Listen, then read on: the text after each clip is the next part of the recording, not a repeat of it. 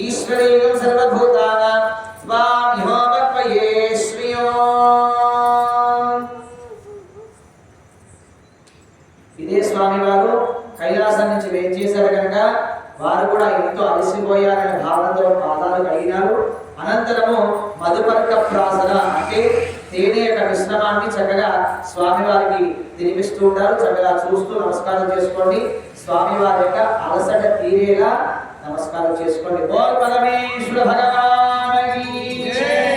ఓం మధువాతారతాయతే మదక్షరంతి సింధవః మాధ్వీర్నస్తత్వోషధి మధునక్తమతోషధి మధుమత్పార్థివనోరజః మధుద్యౌనస్తు నః పితా.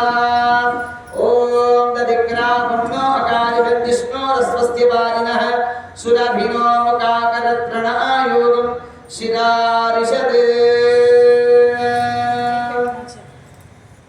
స్వామివారికి అమ్మవారికి ఇరువురు కూడా కళ్యాణ మహోత్సవానికి వారి ఇరువురు కూడా సిద్ధమై ఉన్నారు కనుక ముందుగా వారికి మధుపరక వస్త్రములు అంటే కళ్యాణ మహోత్సవానికి వస్త్రాన్ని కూడా సమర్పిస్తున్నారు. చక్కగా వస్త్రాలను తాకి నమస్కారం చేసుకోండి.